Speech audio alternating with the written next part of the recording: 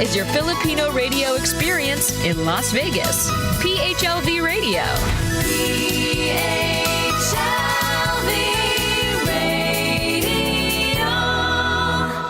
The Filipino American Cancer Care now brings you On the Air with FACC. Tributes and support to those impacted by cancer. On the Air with FACC. The Filipino American Cancer Care on PHLV Radio.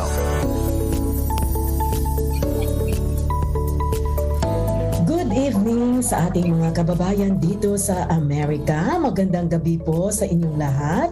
Good morning sa Pilipinas. Magandang umaga Pilipinas. Welcome to sa ating radio show On the Air with FACC, Filipino American Cancer Care.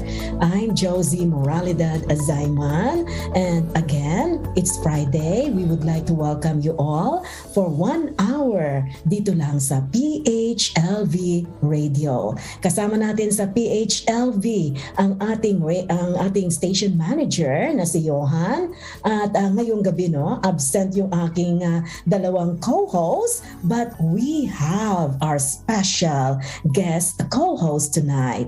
First, we would like to introduce yung ating isa sa mga board of directors ng Filipino American Cancer Care. We would like to welcome Mrs.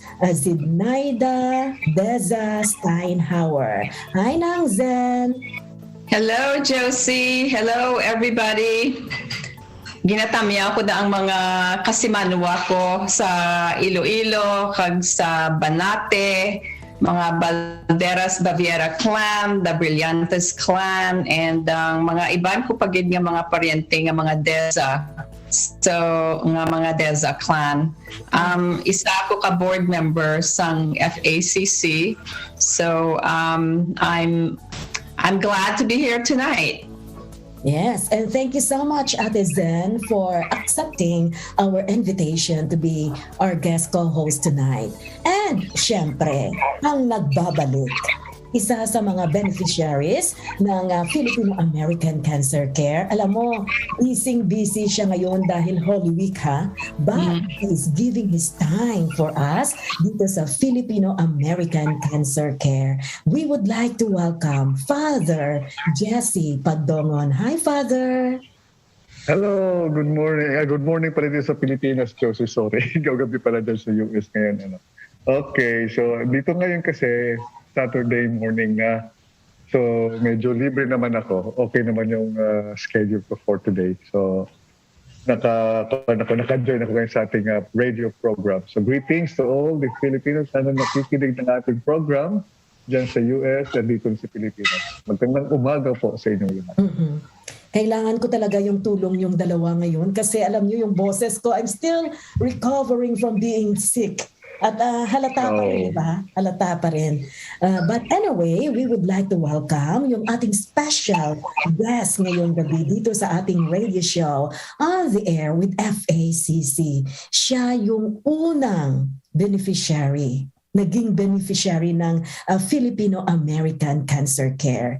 Isa siyang Ilonggo from Pototan, Iloilo, Philippines, at dating nagtatrabaho bilang physical therapist sa New York City. He's now in New York City and he is a stage 4 colon cancer patient. We would like to welcome sa ating radio show On the Air with FACC, ALEXIS Peñaflorida. Hi, Alexis! Please unmute your microphone. Hindi ka namin marinig. Ayan. Yung microphone mo. Hello? Ayan. Hello, Josie. Good evening. Good evening sa inyong tanan. I would like to greet sa mga kasimanwa ko sa Pototan, to all my friends and classmates, sa tanan ng mga nakilala ko sa Iloilo. I'm happy to be here. So greetings to everybody. Thank you. Mm-hmm. You know, Alexis, you look great. Thank you. Parang bata siya. Bumata ka, Alexis, ha? Hindi kayo Seth, would you like to ask the first question para kay Alexis?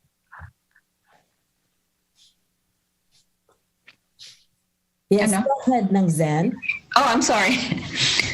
Alexis, thank you for joining us.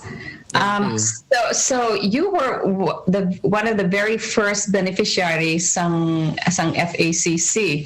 Can you tell us a little bit more about yourself?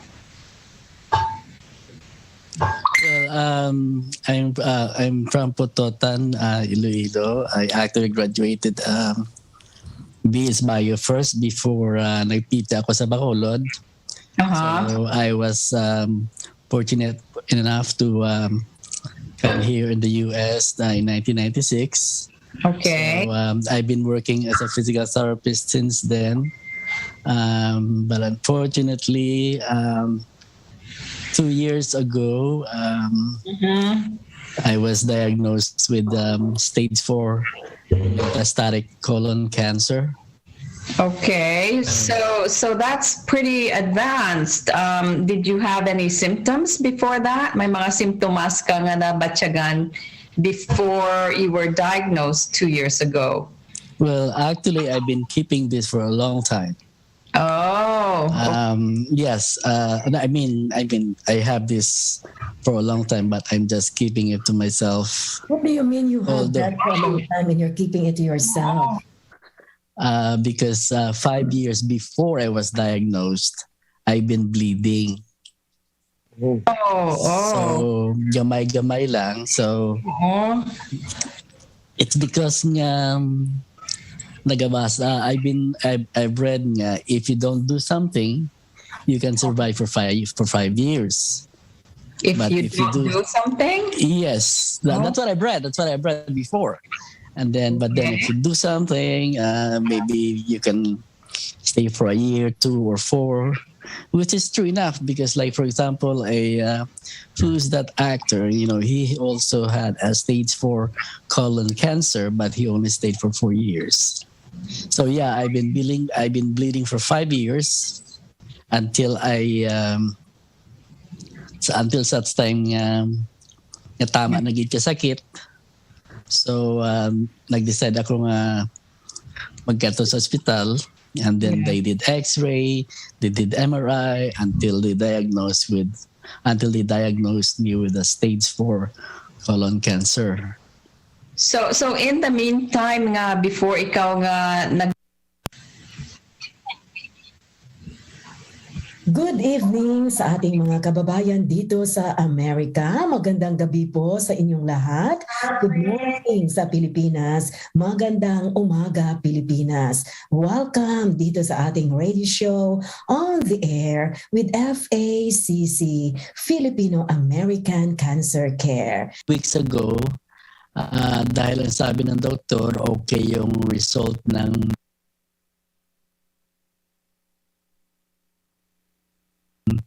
CT scan, i-try daw na i-stop yung isang chemomed. Kasi because I'm parang hindi ako maka-function kasi every time after na mag-chemo ako, parang I feel so exhausted. Parang pagod na pagod talaga ang katawan ko. So after chemo, usually nakahiga na lang ako for 2 weeks dahil hindi talaga ako maka-function. Yes. Dahil aside from being kahit pagod na ako, masakit pa, so palagi na lang ako nakahiga. So kung makarecover na ako after 2 weeks, chemo naman the following week. So Yes. Grabe yung experience mo pala. That's why kaya so now usually ang I'm just under pain medication at saka yung mga multivitamins. Yung intervention sa akin ngayon aside from chemo. Yes.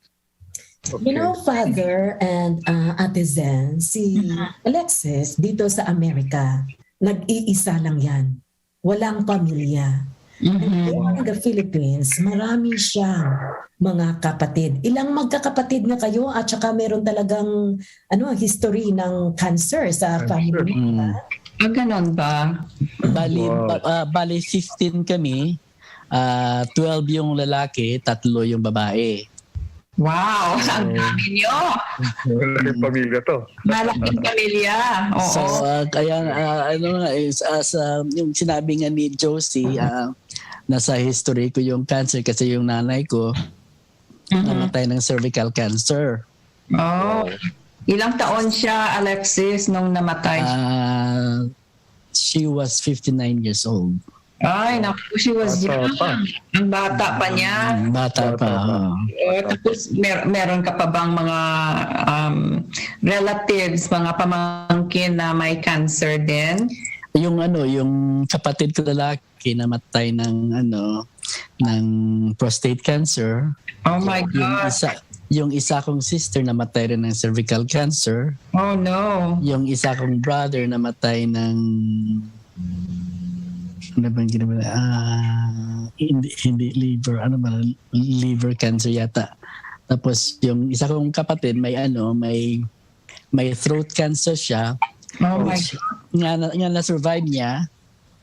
Pero last year namatay siya sa COVID, unfortunately. Oh gosh. Sabi. I'm so sorry. Nako. Yes.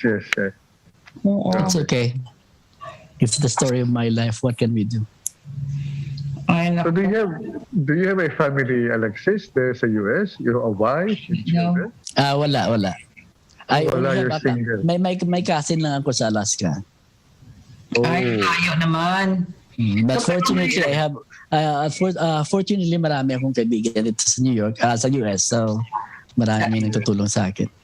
That's good kasi importante din yung support system Support sa system. mga tao, especially kung may mga cancer ka at mga complicated na mga conditions. Yun talaga according sa experience ko. Oo. Dapat sa mga cancer patients, dapat talagang may support. May support ka. Oo. Yun ang notice no kasi kung minsan nasa hospital ka o sa nursing home ka, medyo yung care mo hindi masyadong nai-stress ka.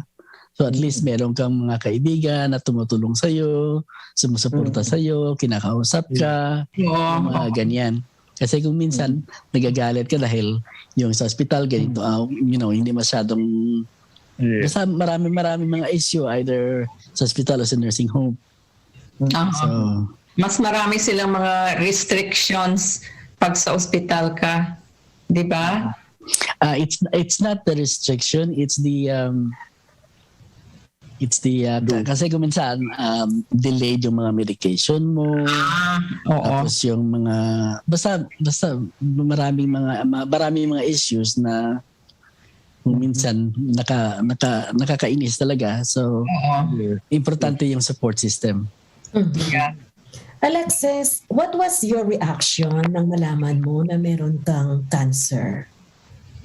Take us back the moment na sinabi sa iyo ng doctor na meron kang sakit na cancer.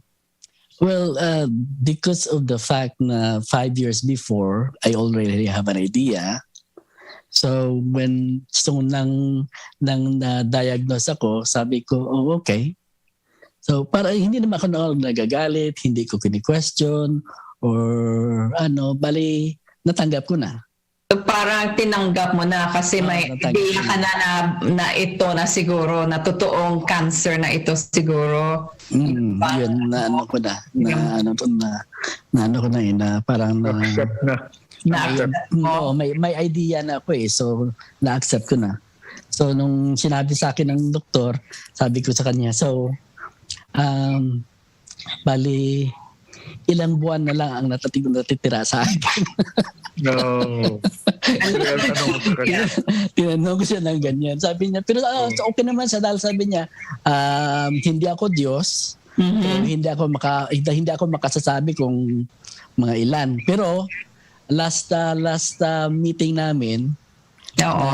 sinabi niya sa akin na actually they were pleasantly surprised Oo. that I survived this long. Aba. Usually daw sa case ko, 1 year lang. Aha.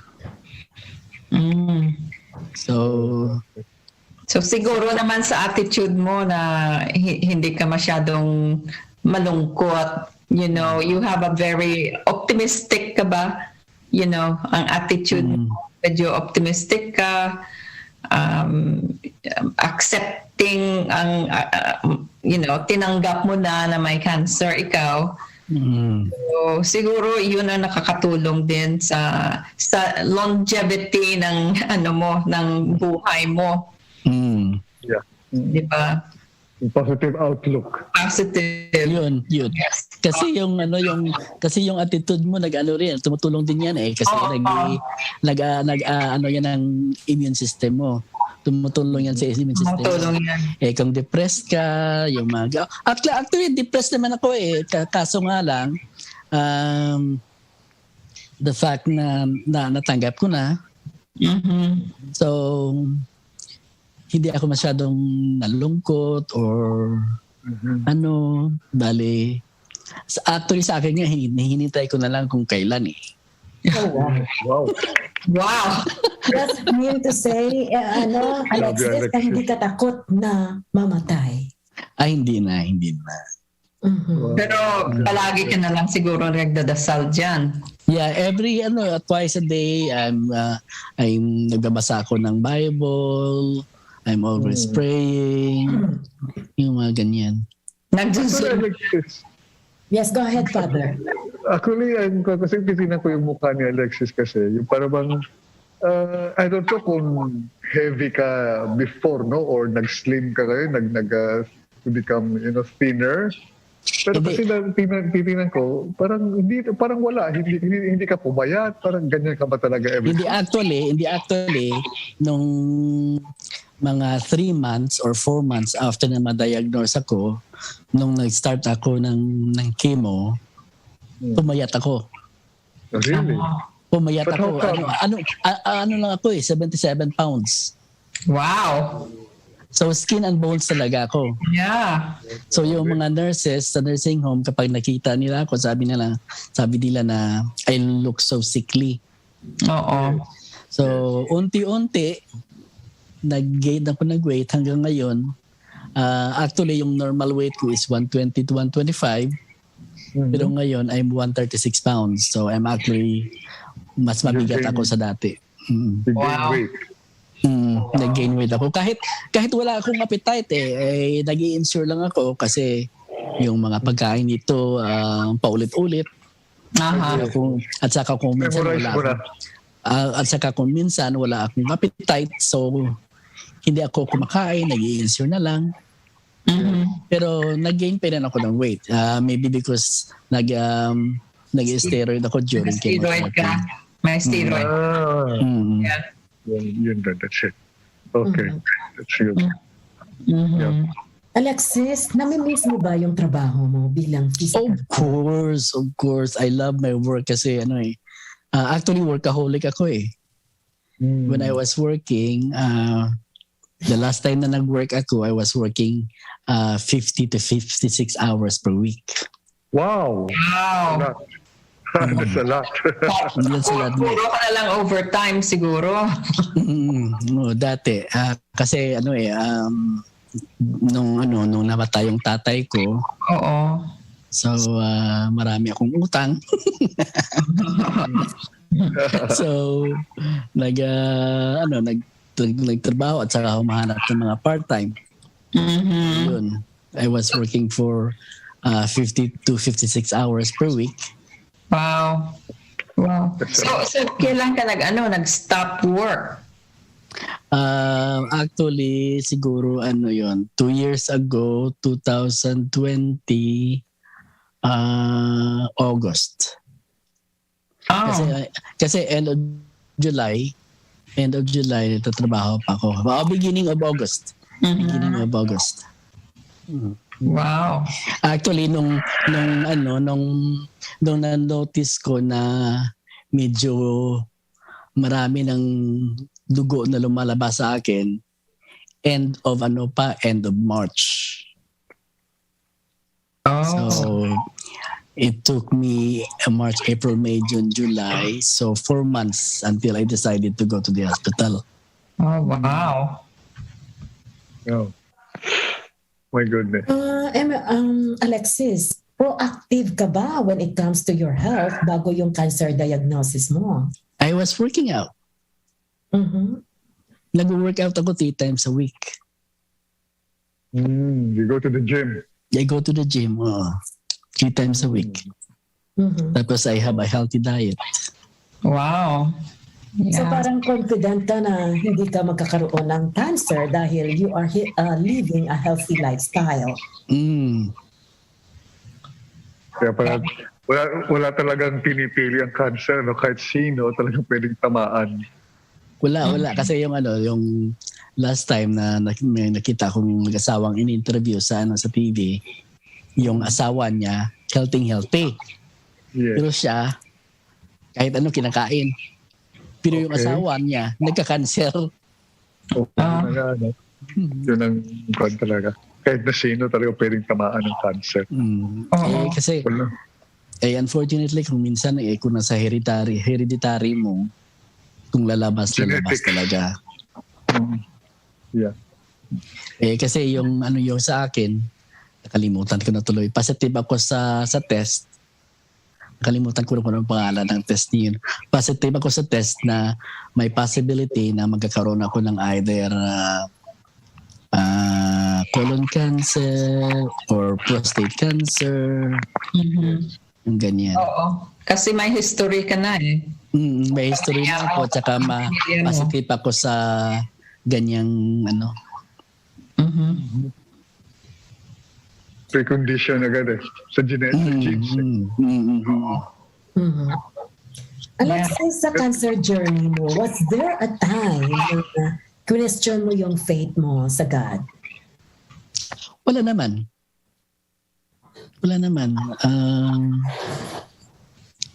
Kasi I'm always been faithful eh. Medyo may pagka-religyoso ako. Yeah. I go to church every day. That's nice. Not every day, sorry. No. I go to church every Sunday. Every Sunday. I go to church every Sunday and then I pray every day. So, wala naman. No. I mean, that's one thing good, Alexis, if I may add something. Kasi nga, yun din ang nagsustain kasi sa akin eh. Of course, being a priest, Pero kasi nga, for me, siguro ito yung magandang reflection din, Kasi nga, pag ikaw ay well-rooted ka sa faith mo, okay, being a Catholic or being a Christian, somehow malaking tulong sa atin yung ating pananampalataya talaga kasi. Kaya nga, yung sabi mo kanyang attitude mo na accepting ka with whatever what happened, I think that's part of it eh. Kung sa pananampalataya mo na if God will, naggagaling ka, okay. If God decides na kunin ka na, with it, it's okay. So para bang, yun na nga, it's a very positive outlook in life ba? Yun ang malaking tulong na ibibigay sa atin ng ating pananampalataya sa Panginoon, Alexis. Totoo yun, Father, kasi nga kung wala kang pananampalataya sa kondisyon mo, paragi ka na lang nagagalit, may tinatanong ka kung bakit. So yung mga ganyan na parang parang natatakot ka kung ano mangyari sa iyo, yung mga ganyan. Pero kung may pananampalataya ka, Diyos nang bahala. Yes, very true. Yun talaga, Alexis. Yun ang pinakamagandang quality, sa isang taong may pananampalataya sa Diyos. Very accepting siya. At least peaceful, Kaya isa din nga tinitingnan kita. Pero ano nga eh, kasi na one time, tinawagan siguro ng cousin ko yung hospital na kung pwede, bisitahan ako ng pare. Yung bumisita sa akin is Hudyo. Oh. Sa iyo. Hudyo, Rabay. so tinatanong ako ng Hudyo. So what is your condition right now? How do you feel? Depressed ka ba or nagagalit ka or may ano ka? So sabi ko wala naman. Sabi ko sa niya, actually I take this as a blessing. Yes. Tapos nabigla siya. Yes. You take this as a blessing? Yes, I take this as a blessing kasi binigyan ako ng Diyos ng pagkataon for redemption. Yes. So sabi niya, oh my God. Okay. ikaw yung unang tao ko na nakilala na may ganitong kondisyon na hindi ka nagagalit, hindi ka depressed, tapos sinasabi mong blessing pa. Yes. Yun ang talagang magandang natagian ng isang Kristiyano. Oo. Yes. Alam niyo ba yung ginawa ni Alexis noon, nung binigyan natin siya ng $2,000 sa Filipino American Cancer Care kasi siya yung una nga na beneficiary. Gusto niyang ibalik at ibigay yung assistance sa ibang cancer patients. Wow. Kasi sabi ko mas marami pa siguro nangangailangan. Mas marami pa siguro nangangailangan. So sabi ko, I'm blessed here in the US kasi tinutulungan ka naman ng gobyerno. Yes. Wow, unselfish love. Yeah. Alexis, sa palagay mo kung doon ka sa Pilipinas, mahirap tong kondisyon na to, di ba? Siguro namatay na ako. I should know. Yes. Lalo na pag wala kang pera. Yun. Yes. Talaga.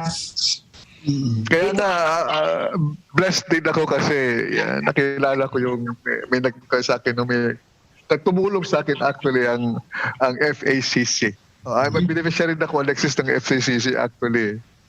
That's good. Yes.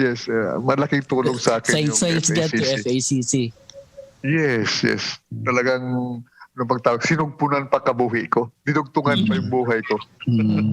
At cancer si Father Jesse ngayon.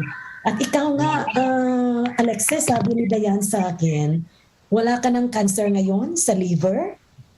Sa liver wala na. Sa liver at saka sa bone wala na.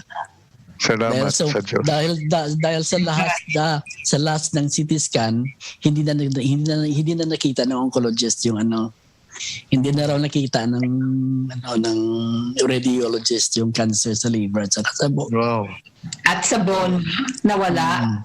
Nawala na daw. Wow, thank God. Salamat sa Diyos. Yes, thanks God indeed. Yes. Yes. Naku. Baka makabalik ka na naman sa pagka-PT mo. I hope so. I hope soon. I will pray for you, Alexis, na gumaling ka na talaga. Yes. So, ngayon ko sa ginagawa ko na every time ini-include ko sa prayer ko yung lahat ako ng may sakit ng cancer. Okay. Talagang pinigpa-pray ko yan. Oo. Being one. Talagang nakatulong yung mga prayer warriors natin. Yes. Ako mismo, beneficiary rin ako ng prayer warrior.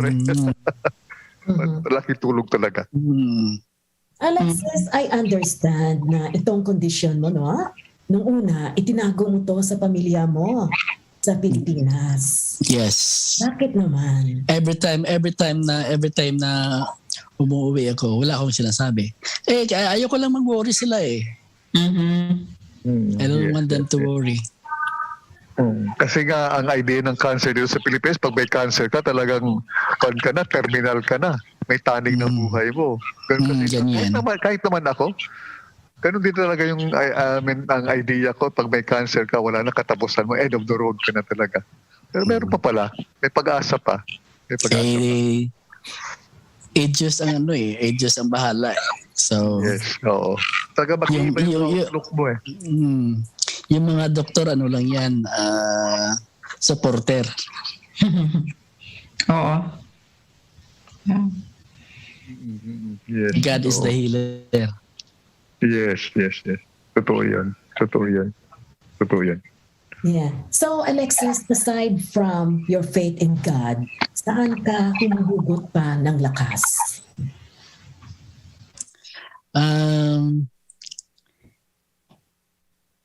It's the fact siguro kasi dinugtungan ng Panginoon yung buhay ko. Siguro may purpose pa ako sa Kanya. Kasi at the same time, gustong-gusto ko yung trabaho ko. The fact na kahit pa paano nakakatulong ako sa mga tao because I'm a physical therapist. Yeah. So yung ganyan at saka ang pamilya ko, my family. My family kasi and for marami na feel ko na kailangan pa ako ng pamilya ko eh. Yes. Oo. Ang mission mo dito sa lupa, hindi pa tapos. Hindi pa tapos. Oo. Habang buhay tayo,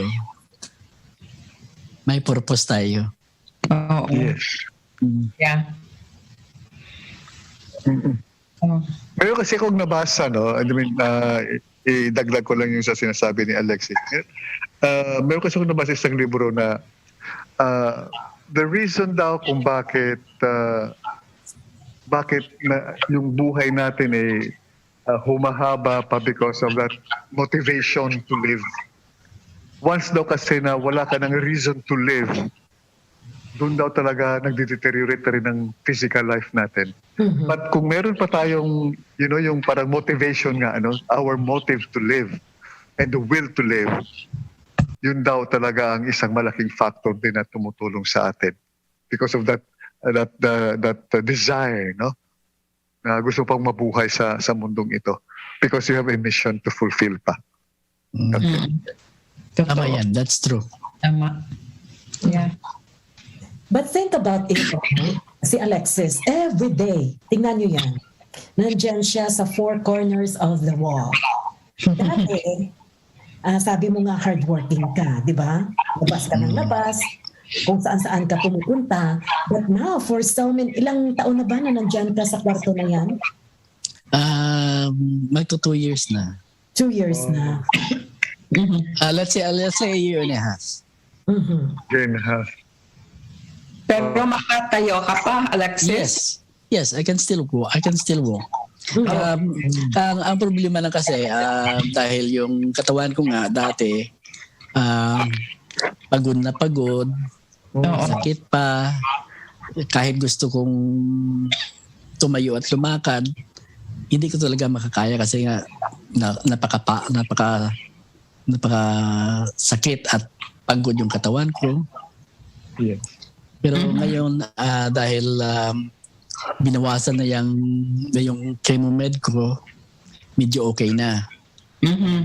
Hindi na masyadong pagod yung katawan ko. At saka yung both feet ko hindi na nagnanam. Nanam pa rin pero not as hindi masyadong numb. Kasi kung minsan mahirap lumakad kasi nga numb yung both feet ko eh. Pero ngayon parang nawawala na yung numbness. Ayan, okay na. Ma-feel ko na yung feet ko. Kasi yung chemomed na tinanggal ng doktor, kasi every time na pumunta ako for chemotherapy, kung minsan ako yung unang dumating, ako yung huling umuwi. Kasi sabi ng oncologist, aggressive daw sila sa treatment ko. Kasi yung dalawang chemomed, yung isa 1 hour lang, yung isa is 4 hours. So wala, hindi pa yung isa is 3 hours. So hindi pa kasama yung mga pre-meds ko, yung mga Benadryl, yung mga steroid at saka yung iba-iba pa. So pero ngayon yung chemo ko starting last week 1 hour na lang. Kasi yung tinanggal ng yung chemo med na tinanggal ng doktor is yun daw talaga ang ng parang hindi ka masyado maka-function dahil sa chemo med na yan. But you were able to survive for 1.5 years, huh? Yun nga. Yeah. That's a miracle. Siguro yung fluids ko, chemo meds na lahat. Yung nananalaytay sa ugat mo ngayon, mga gamot na talaga. Yung mga nurse nahihirapan na tumusok sa akin kasi yung mga veins ko nag-collapse na yung mga so last time sabi ng oncologist, i-try doon na lagyan ako ng port kasi wala akong Wow. Ay, my goodness. Naalala ko tuloy yung pinagdaanan ko rin na Alexis. I should know. Yes. Grabe. Pati ito sa'yo talagang matagal na pala, no? 1.5 years, ha? Oo, 1.5 years yung chemo. Wow. Wow. Yeah. So Alexis, sana gumaling ka na. how is your typical day dyan sa loob ng nursing home ba yan? Yeah, nursing home, yes. So wala lang, ayan. Kasi dahil siguro sa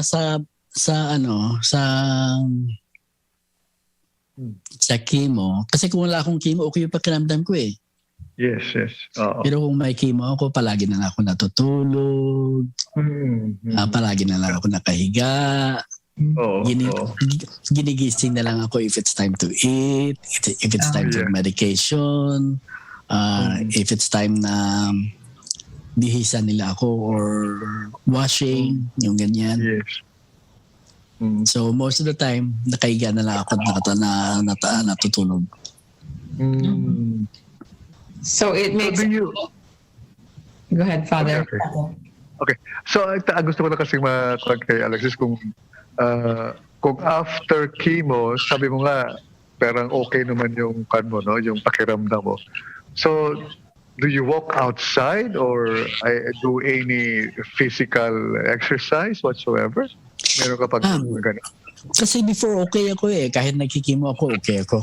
Pero siguro dahil sa COVID, kung minsan yung mga ibang residente dito or ibang staff mayroong COVID, so hindi kami pinapayagan na lumabas ng kwarto.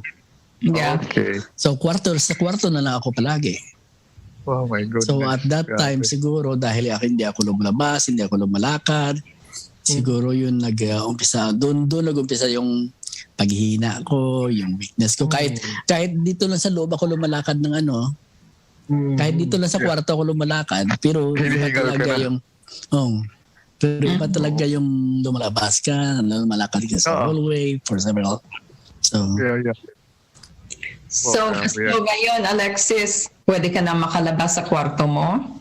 Syempre, Lumalabas ka na? Lumalabas na, ha? Okay, so nung nag-surge ang COVID like a year ago, nagpa-vaccinate ka din ba? Yes. Okay. Nagpa-booster na ako. Nagpa-booster ka na. Walang epekto sa iyo ang vaccination at ang booster sa iyo? Wala lang, pananakit ng katawan at saka panghina. That's it. Wala naman masyado. Walang lagnat o... Wala. That's good. Alexis, ano yung mga na-appreciate mo ngayon, no? Pagkatapos nitong mga health challenges sa buhay mo?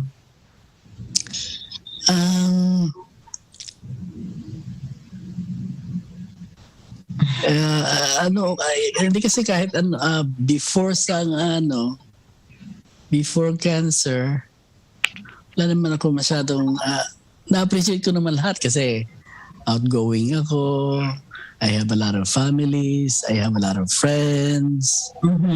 So, wala naman ako masyadong, ano bang ma-appreciate ko? Well, at least, although kahit I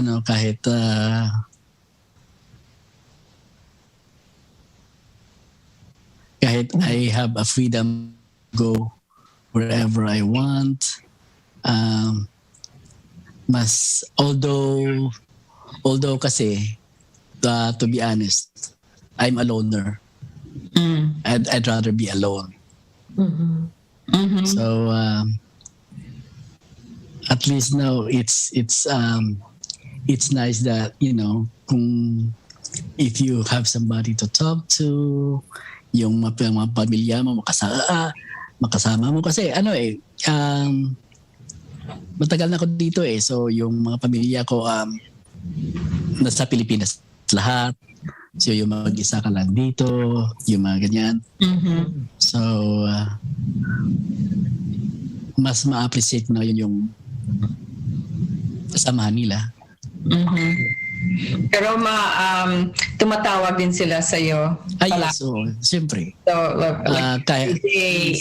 tumatawag kahit sa Facebook lang, nagme-message, yung mga ganyan. Communication, walang problema palagi. Yeah. Wala kami nag-uusap. That's good. It's nice to have a large family. Yeah. Masaya. Masaya. May tanong ako si Alexis, kasi nga sa'yo kayo na may mga time na when it comes to your diet, na ensure lang yung iniinom mo. Meron bang mga restriction sa diet mo ang doktor na bawal kainin ng ganito, okay yung ganitong pagkain, whatsoever? Wala namang mga restriction sa diet mo? Wala silang sinabi sa akin. Bawal. So, kahit ano kinakain ko. I see. Yeah. Okay.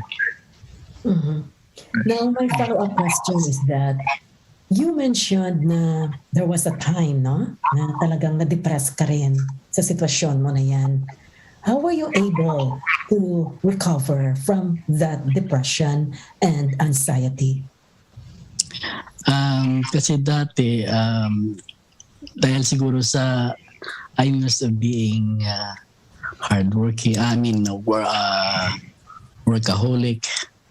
I used to travel a lot. So the fact na nasa kwarto ko na lang, so it's depressing It's depressing na hindi ka makagalaw, you can go anywhere. Boring, bored ka. So I've learned to accept my situation. Tapos yun nga, kung ano yung binigay ng Panginoon sa akin, yun na lang tatanggapin ko.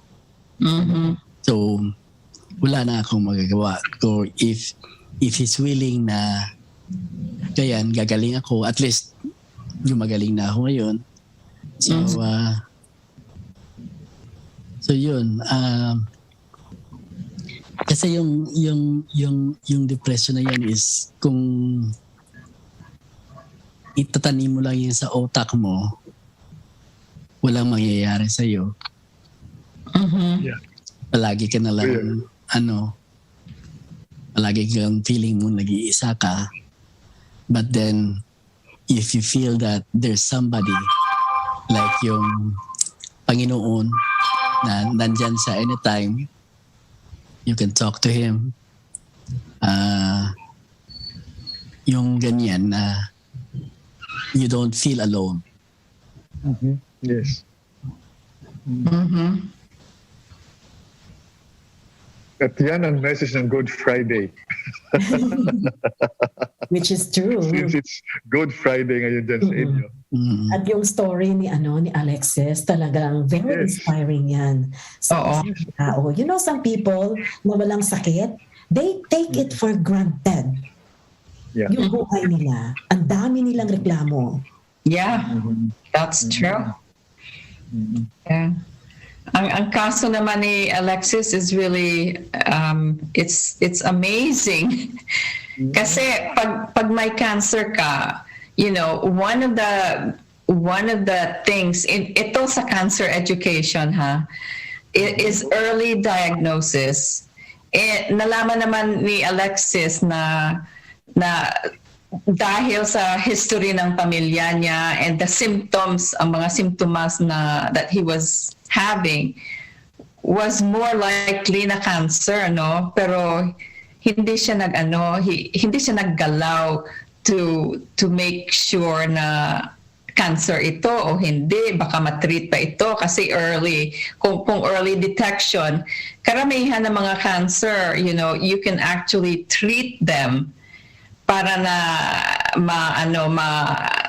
magiging what they call yung remission. So you can go into remission.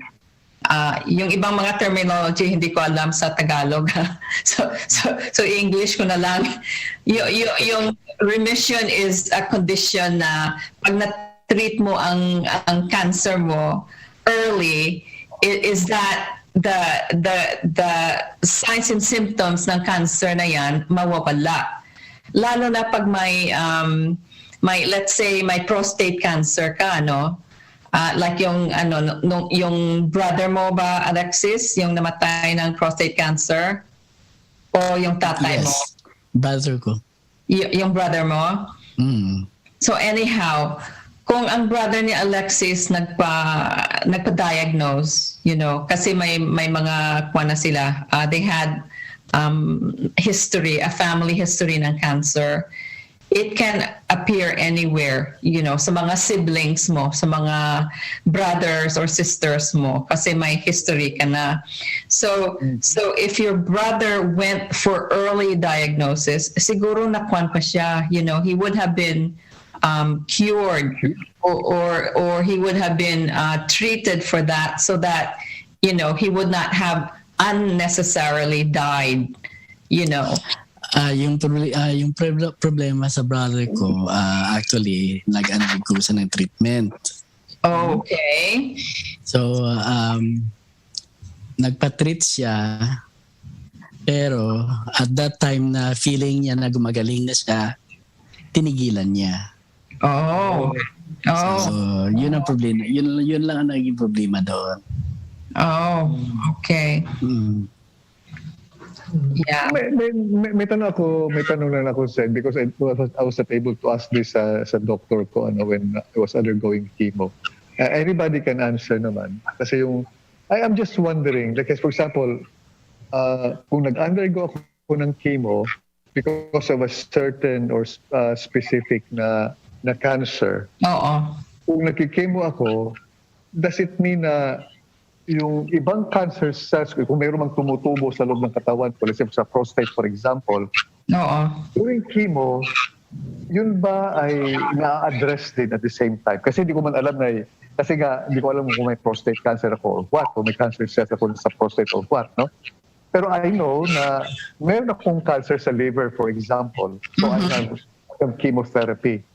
Pero during that period na nagki-chemo ako, does it mean na kung meron man akong cancer cells sa prostate ko, yun din ba ay na-address din ng chemotherapy at the same time? I don't know. Zen, do you have any idea? Yeah, you know, I'm a retired nurse. Okay, thank you. But I don't know all the answers na yan.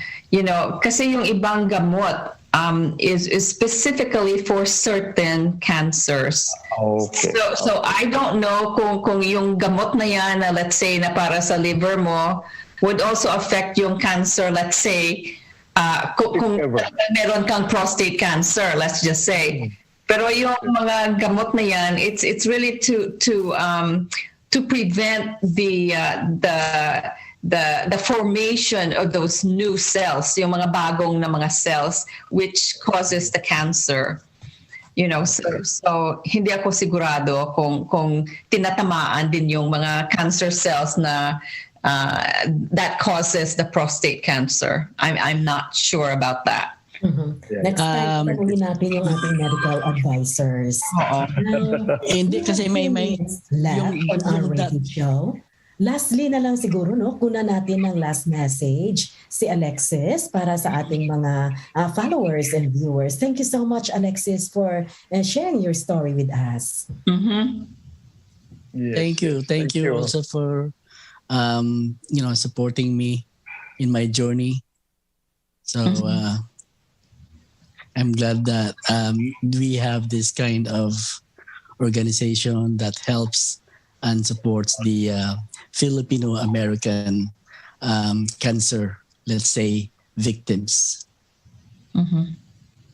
Yes. And we will always keep you in our prayers, Alexis. Huh? Thank you. Yes. I will pray for you. Thank you, Father. Father Thanks, Jesse. everyone. Thank you so much.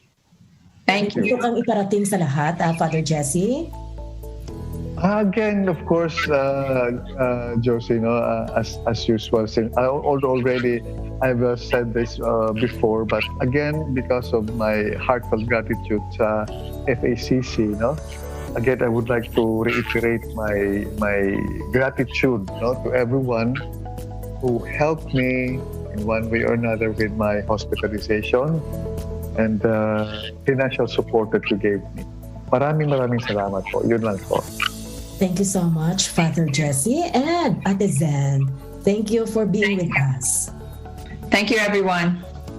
Yes, thank you so much, and we will see you again dito sa PHLV Radio on the air with FACC, Filipino American Cancer Care. Thank you and bye. Bye-bye.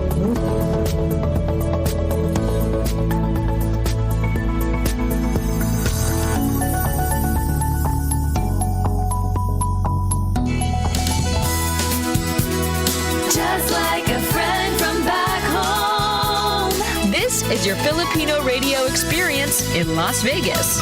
PHLV Radio.